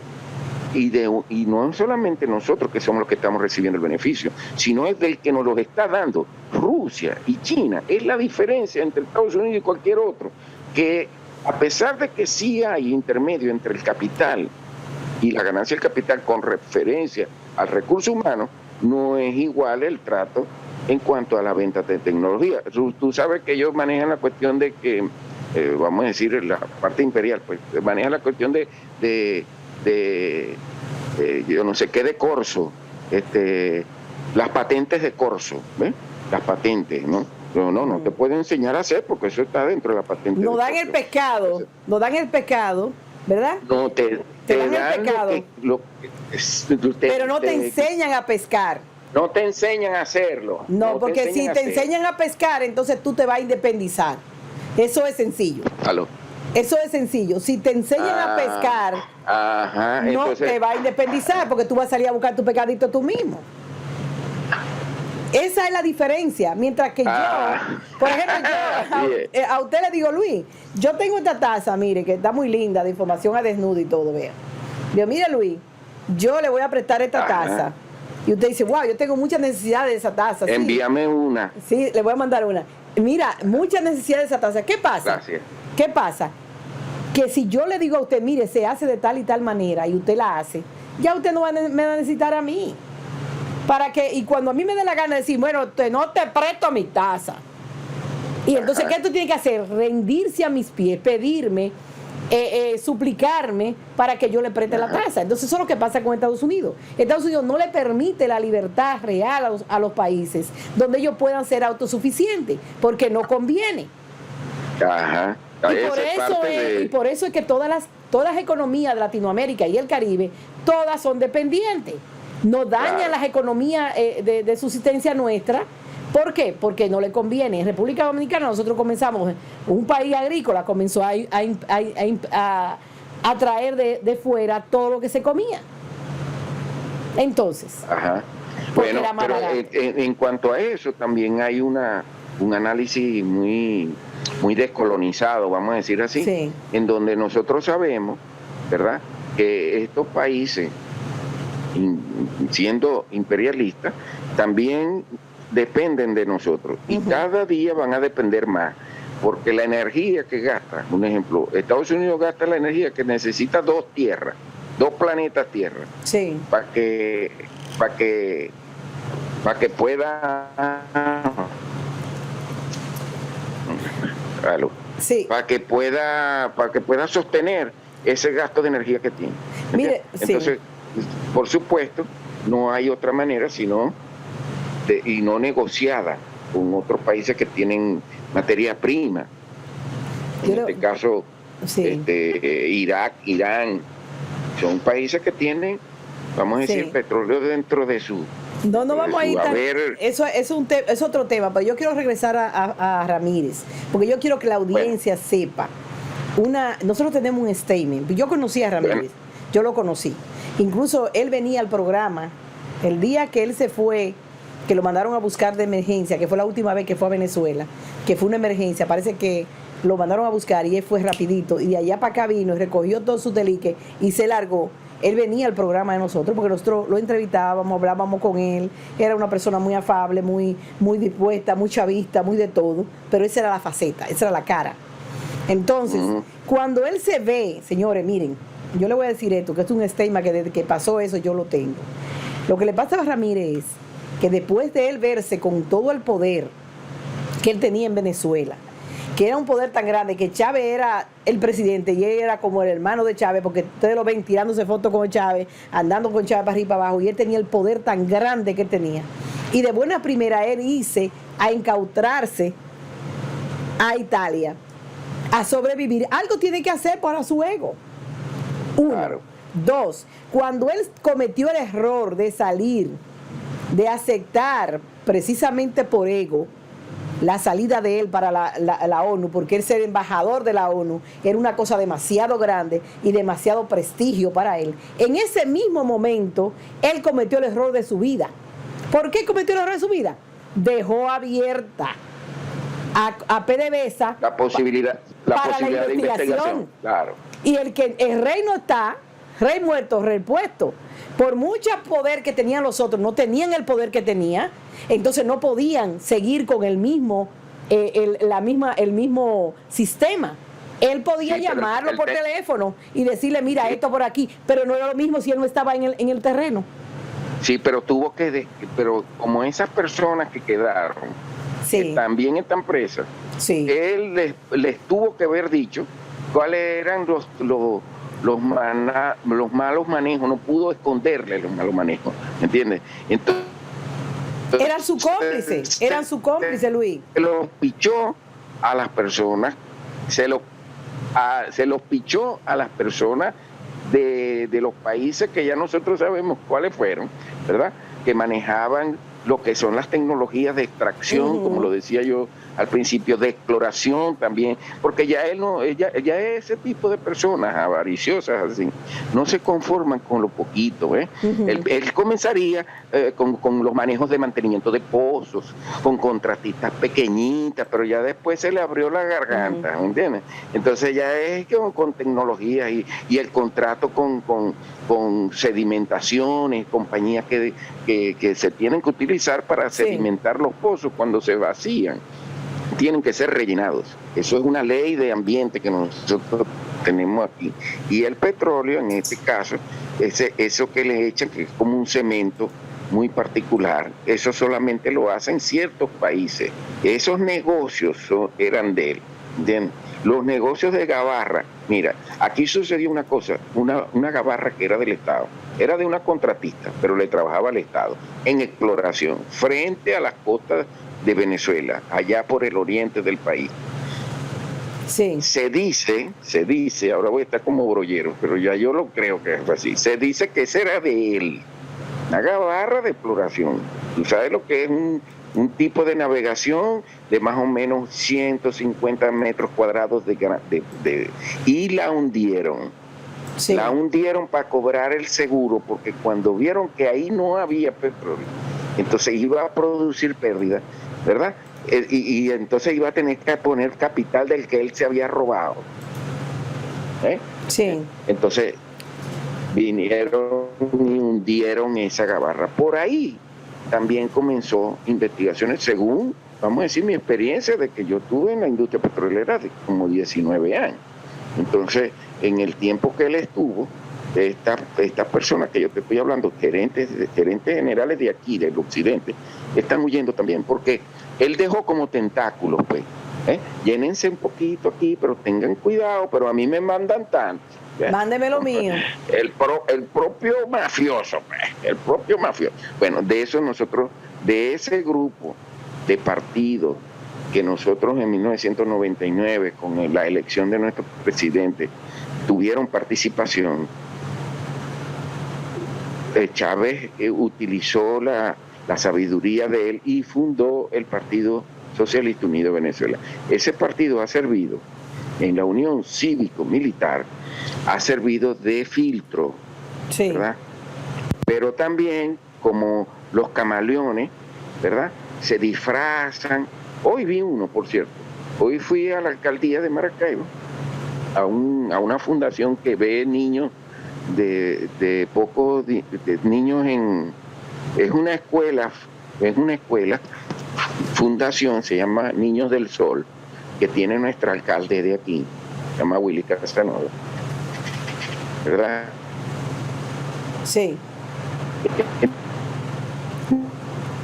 Se le fue la comunicación. Se le fue Luis. Donde me quedé asombrado lo bonito que está. Son de la calle. Niños de la calle. Que viven en y ahora. Sí. Ahora. Sí, aló. Sí, sí. Esta fundación hoy que fui, ¿verdad? En esta fundación me quedé asombrado. Lo positivo fue eso, pues me vengo con el corazón lleno de amor de esas personas que trabajan ahí, ¿verdad?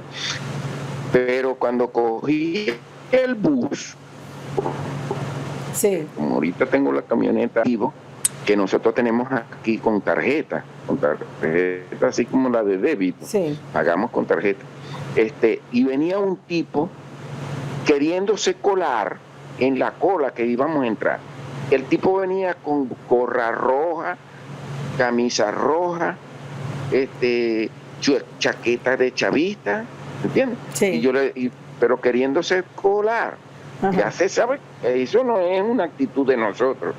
Sí. Entonces yo le reclamé, mire tipo, ¿para dónde vas tú? Pues no vas a respetar a la señora y a nosotros que estamos delante. Pues tú no eres revolucionario. Pues yo no soy revolucionario. Ahí se declaró. Entonces todo el mundo le cayó encima. No, de último. Y lo sacaron porque ya casi que entraba. Esa actitud y ese tipo de personas todavía existen. Sí. No, hay que seguir con conciencia. Pero que nosotros, como dijo Hugo Chávez, que nos quedáramos con nuestro morral, en sentido figurado, ¿verdad? Un morral de actividades que nos lleven a nosotros a ser como somos nosotros. Los venezolanos somos gente honesta, somos gente bondadosa, trabajadora. Tú vas a un mercado, sí, en la mañana, a las 4 de la mañana, veía los camiones que llegan con verduras desde Valera, en Caracas, o aquí en Maracaibo, o en Valencia, cualquiera de estos estados donde yo te estoy nombrando, los mercados municipales. Tempranito veía poco de gente, ¿verdad? Bien bonito, de madrugada. A mí me encanta ir a comprar de madrugada, un sábado, ¿verdad? En la mañana cuando llegan las verduras de los lados de los Andes, sí, para que sepa la gente, los Andes es la parte de montaña que nosotros tenemos, las verduras vienen fresquecitas, pues, ¿entiendes? Y nosotros mantenemos, por ser chavistas y por ser nacionalistas y por ser venezolanos, mantenemos nuestra calidad de persona. Nadie nos va a destruir nuestra unión familiar. Y ahí es donde nos han atacado. Nos han atacado con un plan que se llama, léanse un manual que se llama de Gene Sharp. Gene de G de gato, E-N-E, S-H-A-R-T, Gene Sharp, R-P. Mira una noticia de último minuto. Véngase. Usted ve que yo le dije ahorita que en Chile habían agarrado un grupo de venezolanos, le quitan toda su pertenencia y se la quemaron en la plaza. Mire lo que está haciendo el presidente de Venezuela. Está inmediatamente coordinando el plan de la patria para traer su gente para Venezuela. El presidente Maduro ha instruido la activación inmediata, plan Vuelta a la patria, para que los venezolanos en Chile retornen a su país. ¿Dónde está Guaidó, que recibió 345 millones de dólares para los supuestamente venezolanos que están fuera de Venezuela pasando tanta tragedia? ¿Dónde está ese dinero que le acaban de dar? Entonces, esas son de las cosas que a ti dicen, tú eres chavista. No, yo estoy mirando la realidad. Así es. Por ejemplo, todo lo que pasó con la gente de Haití, ¿qué gobierno haitiano ha venido a decir, oye, ese es mi pueblo, hay que defenderlo, ustedes no me le pueden hacer? Nadie. Entonces, mira cómo inmediatamente sale Maduro. El plan de vuelta a la patria. Inmediatamente, por orgullo, porque su conciudadanos no pueden estar sufriendo en otro lugar. Y él está dispuesto. Sí. Y una de las reuniones que hizo con Pedro también fue justamente para activar ese plan de retorno a la patria. Porque Así ustedes es, saben María, así que es. muchas de esas Nosotros- cosas fueron con el cartel de Lima, el cartel de Lima, que así le llamaron, fueron que crearon una serie de ilusiones a la gente para que salieran de Venezuela, que lo iban a tratar como reyes fuera. Y cuando llegaron allí, cuando llegaron a Brasil, cuando llegaron a Chile, cuando llegaron a Perú, cuando llegaron a Ecuador, encontraron que de príncipe no tenían ni siquiera el nombre de Cenicienta. Y esa es una realidad. Porque por eso es que yo digo las cosas, las digo así clarito. Déjenme ponerle rapidito a una compañera que también habló sobre esta entrevista. Déjenme ver qué ella dice. Me envió varios anuncios. Está la periodista Guevara. Vamos a oírla rapidito. Hola María Luisa, mira, este señor era uno de los, llamados jerarcas, porque era el presidente y ministro de petróleo de Venezuela, petróleo, hidrocarburos y todo eso. Este señor tenía mucho poder ahí en Venezuela porque manejaba la principal empresa estatal de petróleo. Recuérdate que Venezuela, el único producto que producía era el petróleo, y lo mandaba uno de sus principales compradores era Estados Unidos. Bueno, este señor, con familia de él, con varios familiares de él, la esposa y todo eso, bueno, mira, eso hicieron desastres con esa empresa, desastres pero terribles, o sea, de millones de dólares, cantidades que no entran ni siquiera en una calculadora. Con eso te lo digo todo. Ahora, ¿cuál fue la componenda que yo me lo supuse que era lo que iba, cuál era el artilugio que utilizó Ramírez para estar aquí en Italia? Primero, su suegra es una mujer que fue juez y fue profesora de Derecho Internacional, o sea, una mujer muy sagaz, la mamá de su esposa, de su actual esposa, Sanso, creo que se llama el apellido.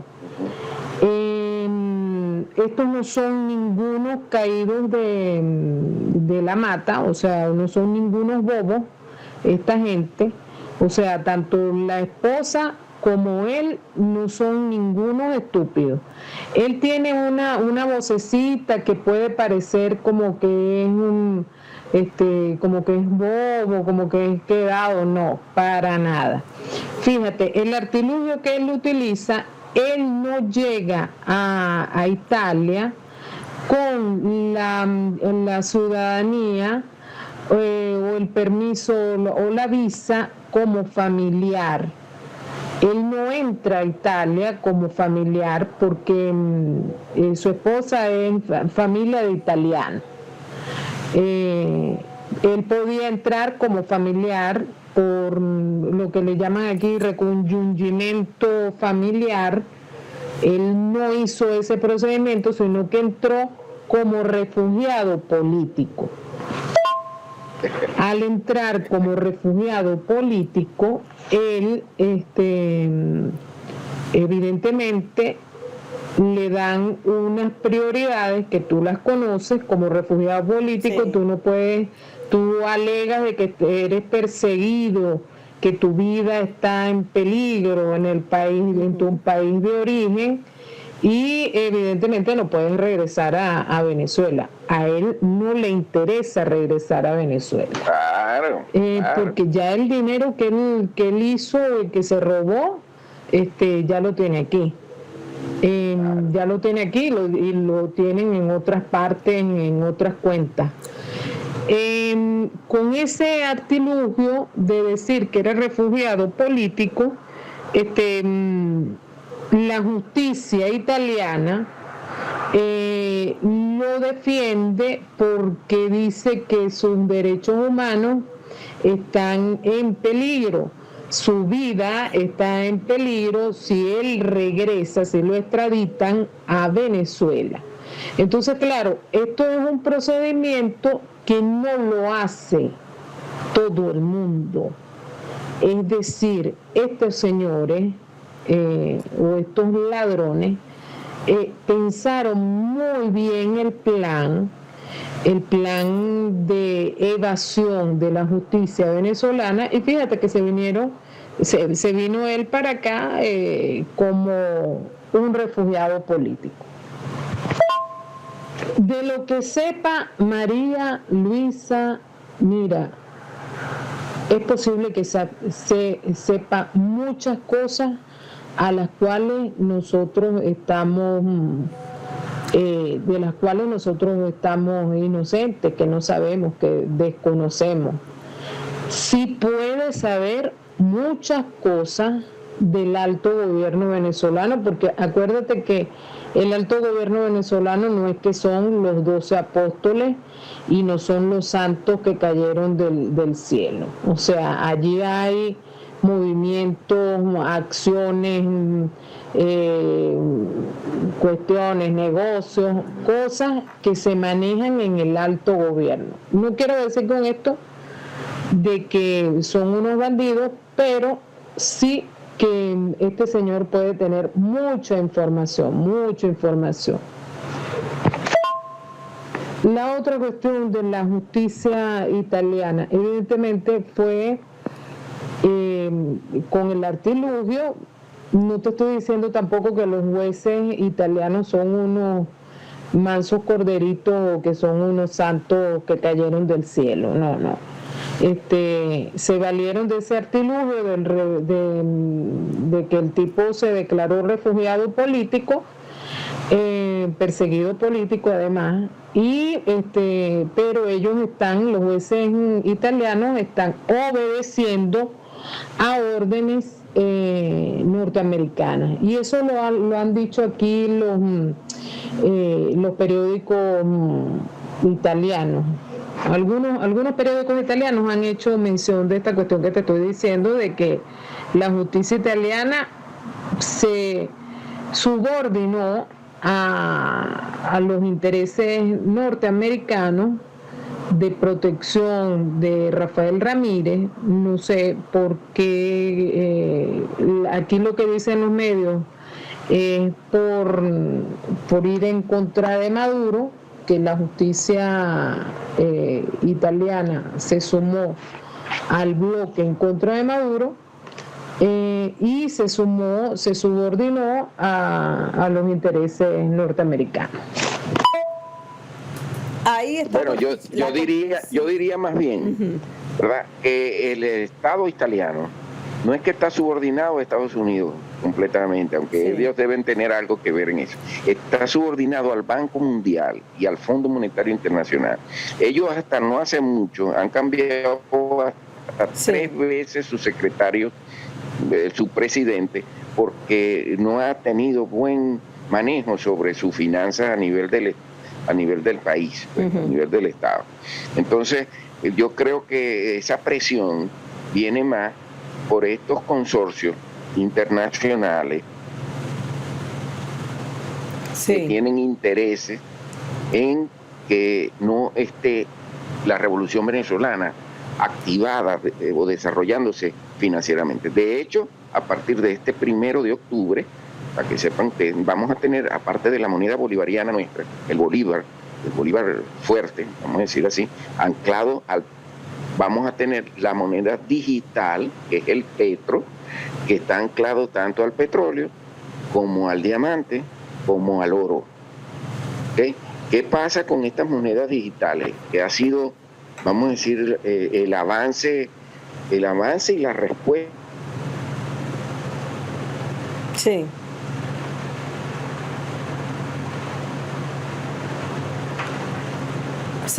El micrófono, póngaselo en la boca, como usted lo tenía, porque es que se le va la comunicación, Luis. ¿Aló? Sí, se le va la comunicación. Ok, ¿y ahora? Sí, ahora sí. Ok, estos dueños de bancos, me escuchaste que había dicho que... Sí, el Fondo Monetario, sí. que Italia más que todo está respondiendo es a una presión más de aspecto financiero del Banco Mundial, del Fondo Monetario Internacional, de la misma Unión Europea a nivel financiero. Le tuvo que prestar una gran cantidad de dinero para poderlo sacar de crisis que en los últimos 10 años ha tenido Italia, ¿verdad? Esto es una estrategia de ellos de mantener a un delincuente como este con la esperanza, ¿verdad?, de que si llegaran en un negado, ¿verdad?, que llegaran a dañar la revolución bolivariana, pues él viniera aquí a tomar posición, ¿no?, a tomar posición de negocio, a retomar los negocios que ellos ya tenían como instituidos con él. Pero yo les voy a decir algo. Venezuela a partir del 1 de octubre está desligándose de los sistemas monetarios internacionales a nivel de lo que son el Fondo Monetario Internacional, Banco Mundial, aunque casi nunca se puede uno desligar de este tipo de relaciones. Por lo menos las monedas digitales como el Bitcoin o el Petro, que se llama el de nuestro, ¿qué tiene de diferencia con las monedas fiduciarias normales, comunes y corrientes? Que no pasan por el Banco Central.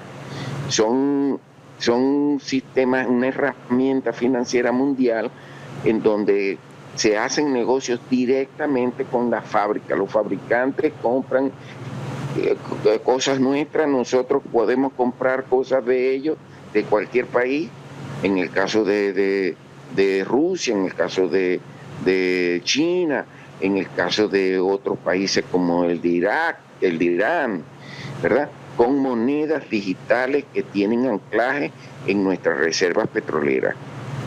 Bueno, eso es un avance, sí. Es un avance que ha sido necesario, ¿verdad?, porque este sistema financiero imperialista mundial se dio cuenta, ¿verdad?, que ellos eran los únicos, un ejemplo, los bancos que ellos manejan, que son como 10 bancos, el Hibernian Bank, el Deutsche Bank de Alemania, el Morgan Bank de Estados Unidos, de Inglaterra, el First National Citibank, ellos son los únicos que tienen los software.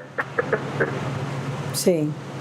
Luis, lo vamos a dejar aquí, ya nosotros... Los programas que me finalizar, los intercambios de monedas de distintos países, entre países y con...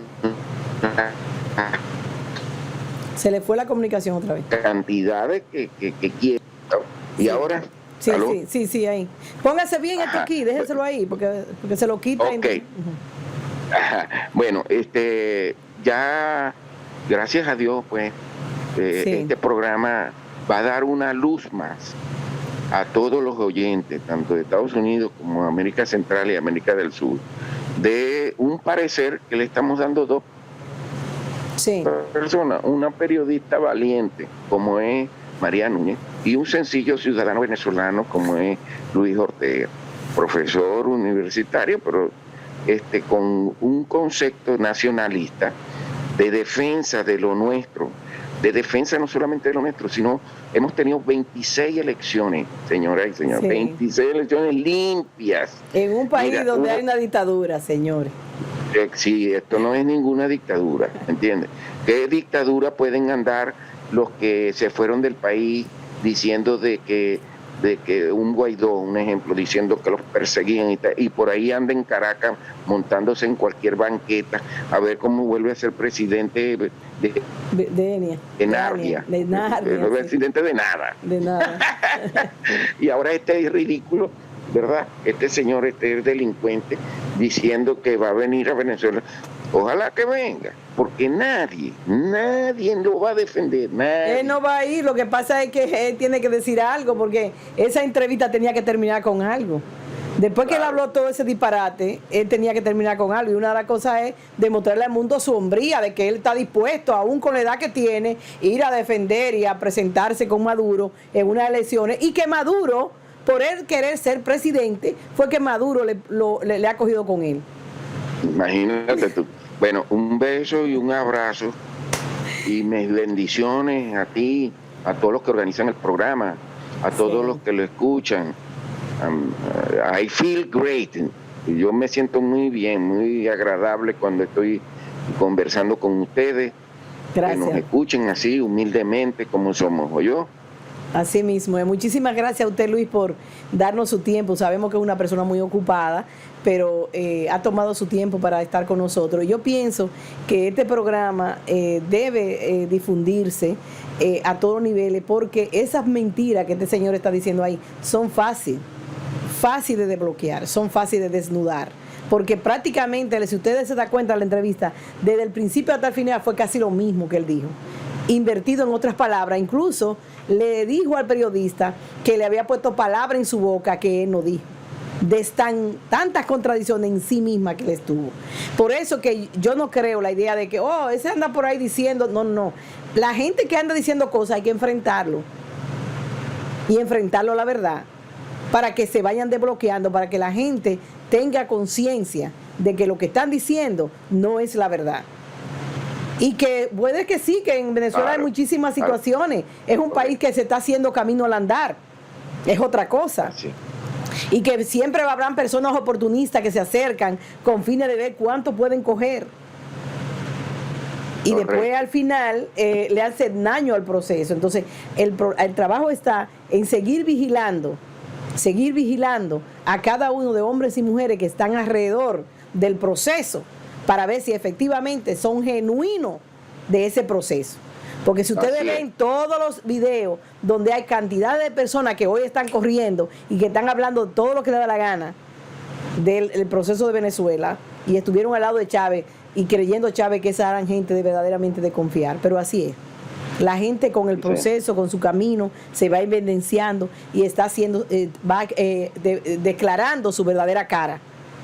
Tú eres una cosa y quieres ser una cosa, quieres ser algo, y llegará un momento que tu vida interna te va a traicionar y tú vas a tirar lo que tú eres realmente. Así es que unidad, fuerza, desarrollo intelectual y conciencia social. Para adelante, ni un paso atrás ni para coger impulso. Hasta luego. Y recuerden que el sábado tenemos la teoría del caos. Y hay mucha gente ya. Sí, señor. Así es que no se pierdan ese programazo del sábado. Cuídense mucho. Señor, con el profesor Lucio Macedo.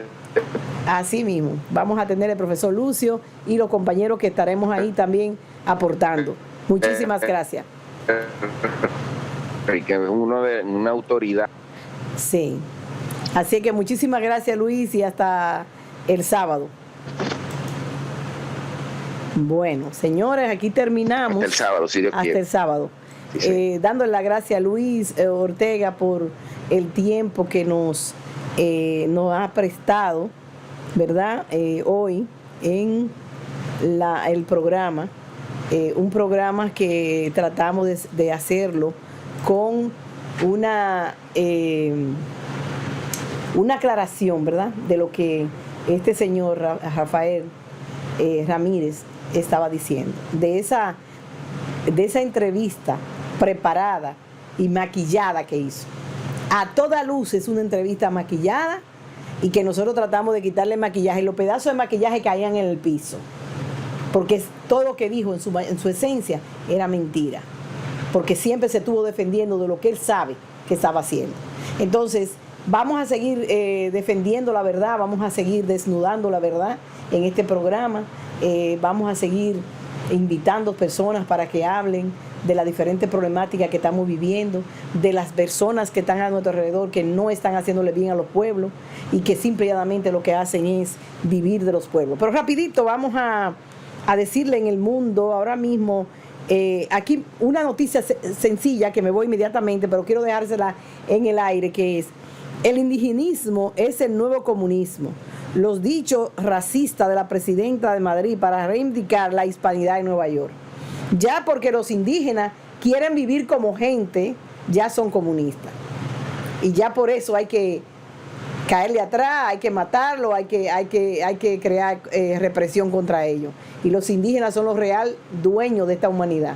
Lo que pasa es que los españoles nos invadieron y nos mataron la mayoría de la población. Y el día 12 se conmemora la invasión de los españoles y el imperio europeo aquí, a nuestras Américas. donde dejaron muerte y desolación. Así es que eso es así. Así que cuídense mucho, será hasta luego. Ya tenemos 23 millones de personas. Déjenme ver rapidito que sí me voy. Tenemos 233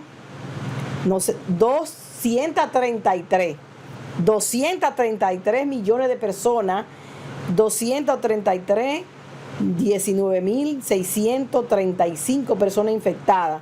Y tenemos ya fallecidas 4.767.891.